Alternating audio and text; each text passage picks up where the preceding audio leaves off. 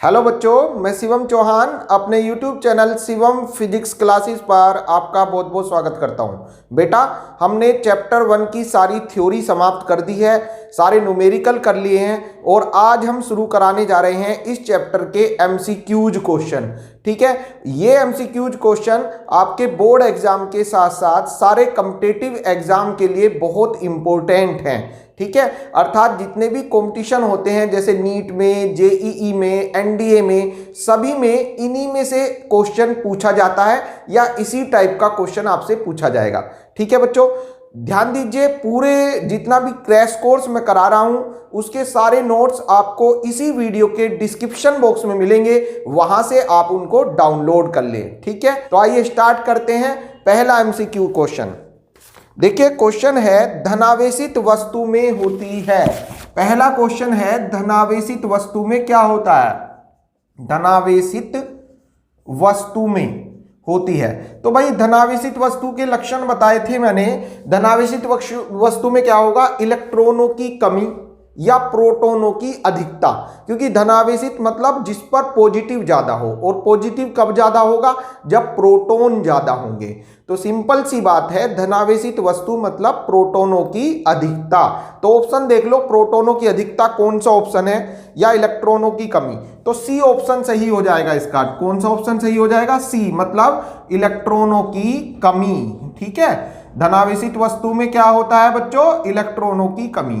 Question number 2 देखेंगे।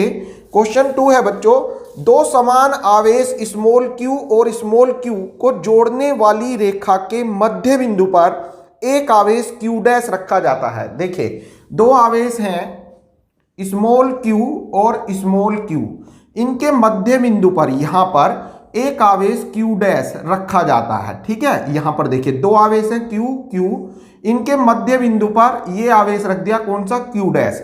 ये मान लो a, ये मान लो b और ये मिडल पॉइंट p पर हमने q डैश रख दिया। अब ये कह रहा है यह तीनों आवेशों का निकाय संतुलन में होगा यदि q डैश का मान है। संतुलन के लिए q डैश का मान पूछ रहा है, कितना होगा? संतुलन के लिए q डैश बराबर क्वेश्चन मार्क। बच्चों, ये क्वेश्चन बहुत ट्रेंड में चल रहा है आजकल। ट्रेंड में मतलब बहुत ज्यादा एग्जाम में पूछा जा रहा है, बोर्ड एग्जाम के साथ साथ कॉम्पिटिटिव एग्जाम में भी बहुत पूछा जाता है। तो आप क्या करेंगे, दोनों आवेश इस समान आवेश है q q, वो कह रहा है इनके आवेश, इनके बीच में, ठीक बीच में एक अन्य आवेश रख दिया q डैश। तो संतुलन के लिए इस q डैश का मान कितना होना चाहिए? तो बेटा, संतुलन कब होगा? जब इसको बीच में रखने से जो नेट बल है वो 0 हो। अर्थात अगर बीच में रखने से संतुलन पर, मतलब पहले जो बल लग रहा था उस पर कोई प्रभाव न पड़ रहा हो, तो संतुलित अवस्था कहलाएगी। ठीक है, हम देखते हैं पहले, अगर AB के बीच का जो बल है, ध्यान से समझे, AB के बीच जब ये नहीं था, ऐसे थे ना भाई, दो आवेश ये थे पहले, एक Q और दूसरा भी Q। मान लीजिए इनके बीच की दूरी स्मॉल r थी, तो बताइए ये AB पर थे, बताइए यहां पर फोर्स कितना था? FAB बराबर था 9 गुना 10 की घात 9 Q1 Q2 upon r square. Coulomb ने बताया है, तो Q1 मतलब Q, Q2 भी Q और अपॉन r के रिप्लेस दूरी r थी तो r स्क्वायर। समीकरण नंबर फर्स्ट। ये कब था बच्चों? जब केवल ये दो आवेश थे। फिर हमने क्या करा, बीच में q डैश रख दिया। तो जब q डैश रखा तो AP के बीच देखो या BP के बीच बल कितना होगा? यहां पर ऐसे देखिए, ये A B ऐसे रहे, P पर हमने कौन रख दिया? q dash. Step by step को मैं क्वेश्चन को आपको समझा रहा हूं। यहां पर q है, अब दूरी कितनी हो गई? r/2 ये हो गई, r/2 ये हो गई। ठीक है, तो अब देखेंगे बल कितना होगा? FAP या ये कह दो FPB, जोन सा आप निकालना चाहो। तो FAP बराबर हो जाएगा 9 गुना 10 की घात 9 Q1 Q2। अब देखो Q1 का रोल ये करेगा, Q2 का रोल ये करेगा, AP के बीच बात चल रही है। तो Q1 बच्चों Q है, Q2 बच्चों Q डैश है, और अपॉन R के रिप्लेस ये वाली दूरी, ये दूरी कितनी है? r/2, r स्क्वायर होता है तो r स्क्वायर बाई 4। ठीक है, r/2 का वर्क करेंगे ना तो r स्क्वायर बाई 4। ये आपकी इक्वेशन हो जाएगी सेकंड। ठीक है, बात समझ में आ गई। AB के बीच बल ये था, जब हमने बीच में P पर ये रख दिया तो बल अब ये है AP के बीच। तो संतुलन के लिए, संतुलन कब होगा? संतुलन के लिए यदि AB के बीच का जो बल है मतलब FAB और AP के बीच का जो बल है मतलब FAP, इन दोनों का नेट मान 0 हो तो संतुलन होगा। संतुलन का प्रतिबंध यह होता है अगर किसी वस्तु पर लगने वाले समस्त बलों का जो नेट परिणामी है, कुल मान है, शून्य है, तो वे सभी बल संतुलन में कहलाते हैं। ठीक है, तो यहां पर दो बल हैं, AB के बीच बल FAB, AP के बीच बल FAP। संतुलन में कब होगा? जब इनके बीच का नेट बल 0 हो। यह संतुलन की शर्त होती है। ठीक है, संतुलन के लिए शर्त लिख दी बच्चों हमने। अगर 3 होंगे तो तीनों का नेट मान 0 होना चाहिए। संतुलन के लिए जितने भी बल हैं सबका मान 0, सबका योग 0 होना चाहिए। ठीक है, तो ये दो बलों के संतुलन की शर्त हो गई, या इसको आप ऐसे लिख सकते हैं FAB बराबर होना चाहिए FAP लेकिन माइनस में। इसको इधर ले जाइए, अर्थात दो बल संतुलन में होंगे यदि उनके मान बराबर लेकिन विपरीत हो। कक्षा 11 में ये न्यूटन के गति के नियम वाले चैप्टर में मैं इसको पढ़ाता हूं कि F12 बराबर होता है F21 लेकिन माइनस में। ठीक है, एक्शन रिएक्शन लो, एक्शन का रिएक्शन, तो ये वही नियम संतुलन का नियम हो गया।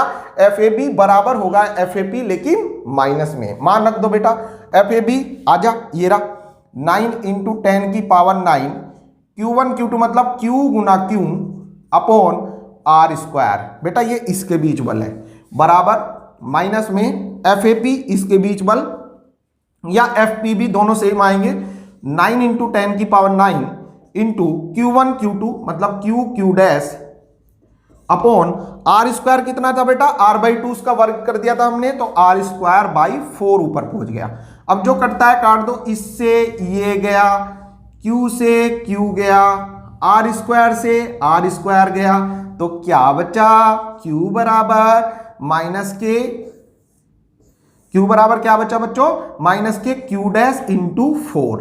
तो हमसे पूछा है Q डैश का मान कितना होगा, अर्थात Q डैश बराबर हो जाएगा, इसको इधर ले जाइए, माइनस के Q अपॉन 4। तो समझ में आया? तो अब देखिए कौन सा ऑप्शन सही है बच्चों इसका, अर्थात इसका होगा Q अपॉन 4 मतलब B ऑप्शन सही है, B सही है। एग्जाम में ये क्वेश्चन आपको सोल्व करके दिखाने हैं और फिर लिखना है जो पार्ट सही आए वो लिख दो। जैसे यहां पर B सही आया, यहां पर C सही आया, तो वो लिख देना है ये सही है। देखिए बच्चों क्वेश्चन नंबर 3 है, यदि +1 माइक्रोकुलाम और +4 माइक्रोकुलाम के दो आवेशित कण 10 सेमी पर रखे हों। ऐसे बच्चों एक आवेश है +1 माइक्रोकुलाम, ठीक है, +1 माइक्रोकुलाम, और दूसरा है +4 माइक्रोकुलाम, और ये एक दूसरे से 10 सेंटीमीटर पर हैं। ठीक है जी, हैं। अब ये कह रहा है इनके बीच की दूरी 10 सेंटीमीटर है, तो इनके बीच बलों का अनुपात क्या होगा? बलों का अनुपात, तो बलों का अनुपात कैसे निकालेंगे? ये B, तो A के कारण B पर बल निकालिए, FAB। A के कारण कहां पर? B पर क्या बल है ना, ये हो जाएगा 9 गुना 10 की घात 9 Q1 मतलब 1 माइक्रोकुलाम, 1 गुना 10 की घात -6 कुलाम, माइक्रो में -6 होते हैं, है ना। Q2 4 माइक्रोकुलाम, 4 गुना 10 की घात -6 कुलाम, और अपॉन में R बच्चों है 10 सेंटीमीटर का मतलब 0.1 मीटर, 10 सेंटीमीटर का मतलब 100 से भाग कर दो 0.1 मीटर। लो जी, तो यहां से बेटा FAB आ जाएगा। फिर ऐसे ही B के कारण A पर बल, B के कारण किस पर? A पर क्या बल, तो ये भी इतना ही हो जाएगा बच्चों, FBA बराबर इसके कारण इस पर बल, तो ये हो जाएगा 9 गुना 10 की घात 9 Q1 Q2 upon R square. अब जब Q1 पहले Q1 ये था, Q2 ये था, अब Q1 ये हो गया, Q2 ये हो गया, तो Q1 4 गुना 10 की घात -6, Q2 1 गुना 10 की घात -6 अपॉन R ये हो गया 0.1 का वर्ग है बच्चों, R स्क्वायर है 0.1 का स्क्वायर। अब आप देखेंगे जब इसको भाग करेंगे बच्चों, तो जितना FAB है उतना ही FBA है, तो ये कट जाएगा FAB अपॉन FBA, क्योंकि हमसे पूछा है अनुपात। अनुपात के लिए क्या करें? भाग कर दो, कि क्या आ जाएगा 1/1, अर्थात 1:1। तो देखिए कौन सा ऑप्शन सही हो जाएगा बच्चों, इसका डी ऑप्शन सही है, लिख देंगे। आगे है क्वेश्चन नंबर 4। क्वेश्चन 4, किसी विद्युत रोधी माध्यम का परावैद्युतांक क्या हो सकता है? विद्युत रोधी मतलब अचालक, ठीक है, जो जैसे परावैद्युत माध्यम कह दो एक तरह से, परावैद्युत पदार्थ। हमेशा परावैद्युत पदार्थों के लिए परावैद्युतांक का मान 1 से अधिक होता है, तो K is greater than from 1। अब देख लो 1 से बड़ा कौन सा ऑप्शन है जरा भाई, 1 से बड़ा तो मुझे डी ऑप्शन चमक रहा है 6, और सब देखिए 0.7, 1 से छोटा 0, 0 बेकार 0, -3 ये बहुत छोटा माइनस में जा रहा है, तो 1 से बड़ा परावैद्युतांक है यहाँ पर 6, तो वैद्युत रोधी माध्यम का परावैद्युतांक 6 होगा।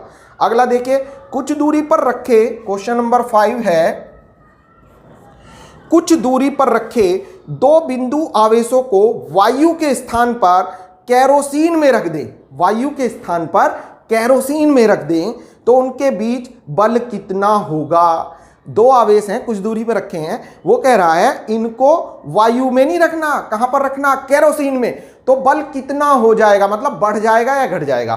तो हमने देखे पढ़ा था, कूलाम ने हमें बताया था, इस चैप्टर की समरी में पूरा क्लियर करा दिए थी मैंने बात, कि जो बल होता है आवेशों के बीच, अगर आवेश निर्वात में रखे हों या वायु में रखे हों, तो बल का फॉर्मूला होता है F = 1/4 पाई एप्सिलॉन नॉट, या ये कह दो 9 × 10⁹ Q1 Q2 अपॉन R²। कहां पर होता है? निर्वात में।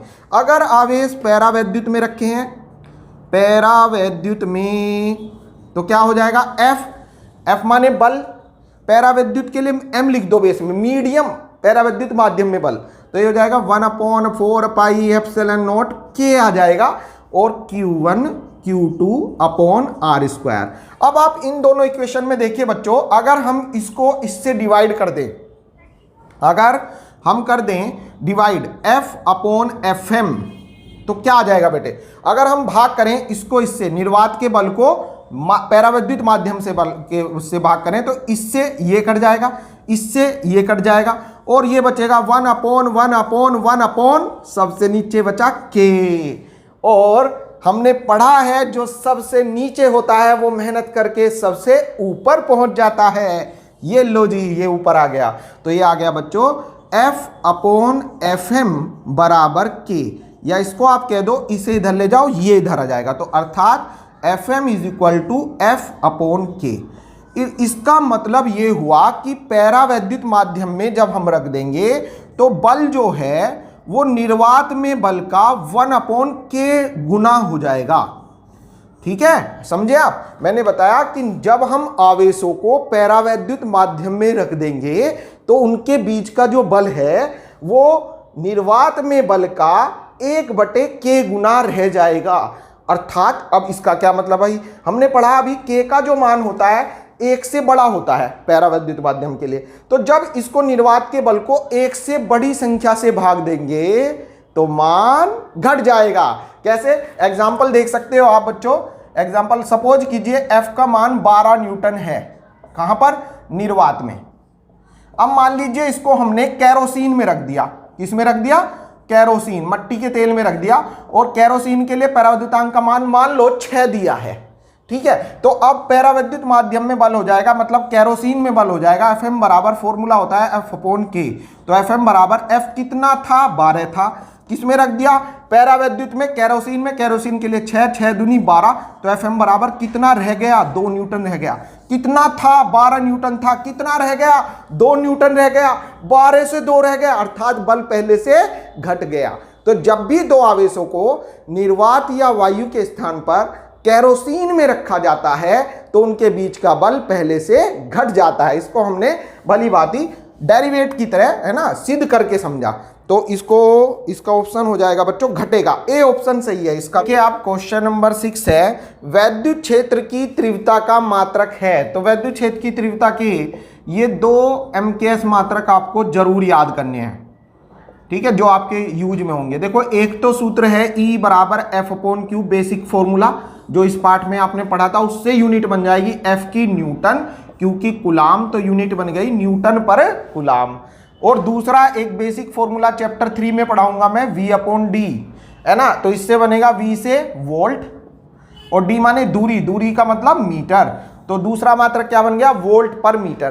तो दो मात्रक हैं, कौन कौन से, न्यूटन पर कूलाम, वोल्ट पर मीटर। देख लो जरा कोई सा ऑप्शन है क्या इनमें से, न्यूटन पर कूलाम फर्स्ट ऑप्शन सही है बच्चों, तो कौन सा सही हो जाएगा, ए सही हो जाएगा। अब देखिए बच्चों क्वेश्चन नंबर 7 है, एक वैद्युत क्षेत्र विक्षेपित कर सकता है किसे, एक्स किरणों को, न्यूट्रॉनों को, अल्फा कणों को, गामा किरणों को। तो बच्चों ध्यान से देखिए, एक्स किरणें तो भाई विद्युत चुंबकीय तरंगे हैं, इनका कोई कुछ नहीं बिगाड़ पाएगा।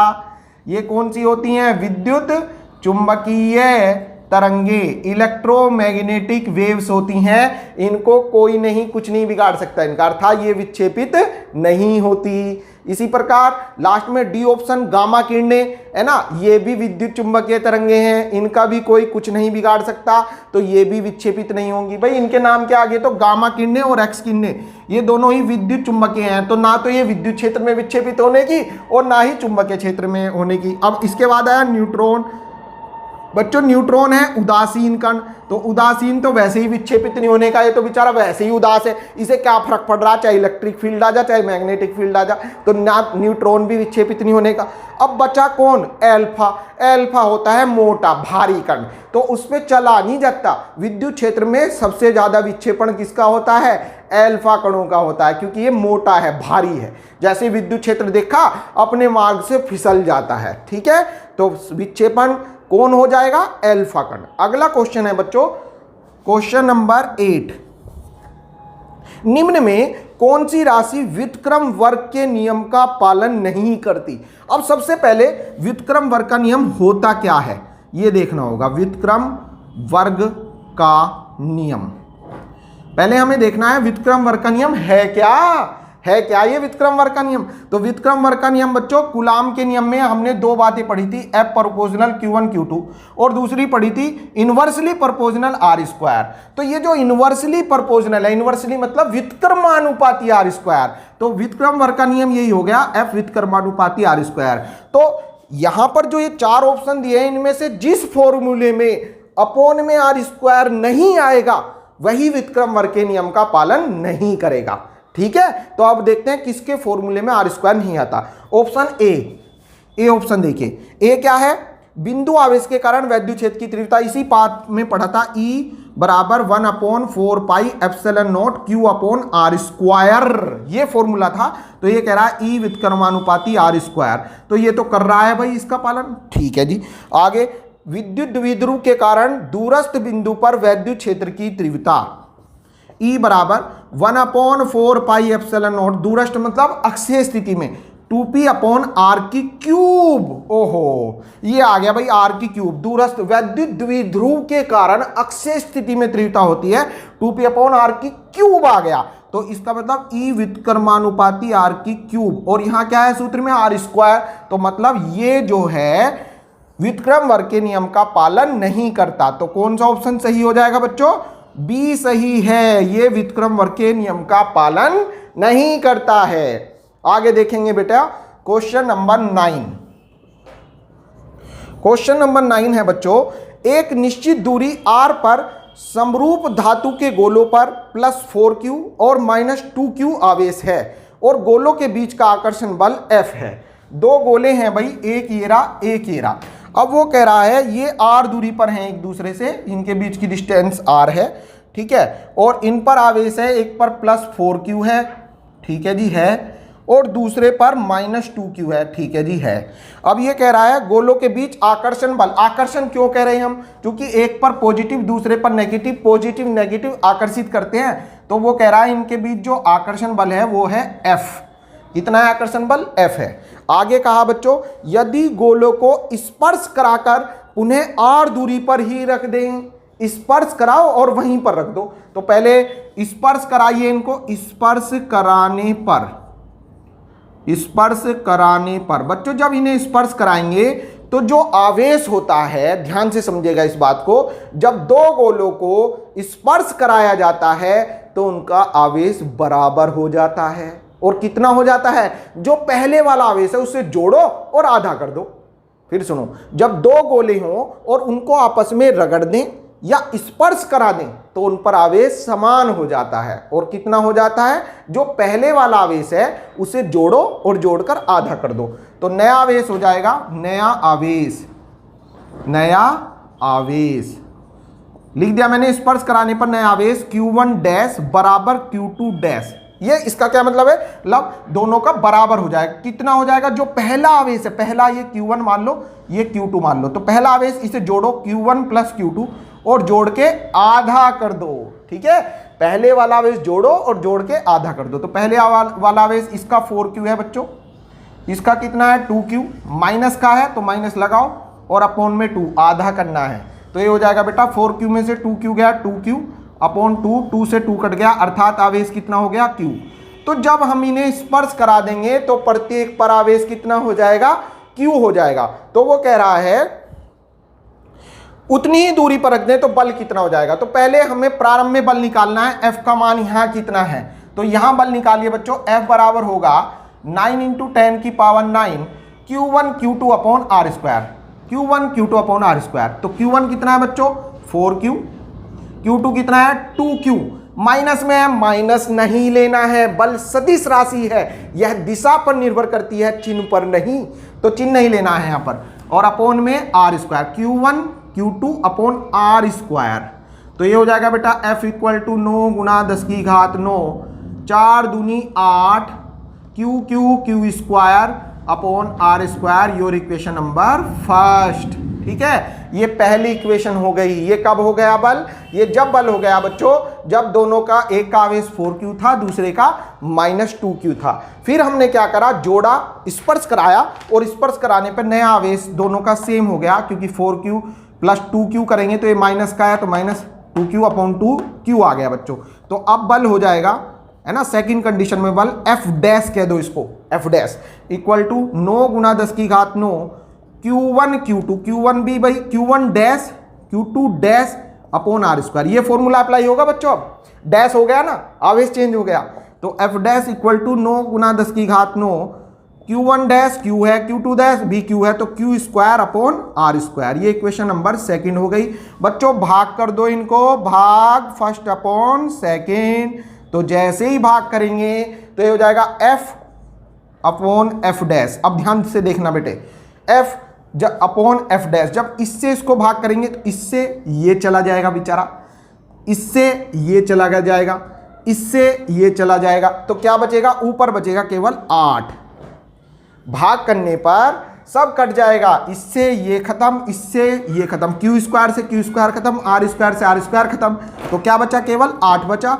अर्थात कहने का मतलब F बराबर आ गया, इसको इधर ले जाइए 8F डैश, या F डैश बराबर F अपॉन 8।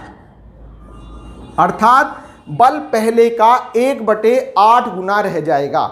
अब देखिए ऑप्शन कौन सा सही है बच्चों? डी ऑप्शन इसका सही होगा। ठीक है, तो मैं अपेक्षा करता हूं इस चैप्टर के सारे MCQs आपके समझ में आ गए होंगे, इन्हीं में से आपके एग्जाम में जरूर आएगा। बच्चों वीडियो आपको पसंद आया हो तो इसे लाइक अवश्य करें और अपने दोस्तों में शेयर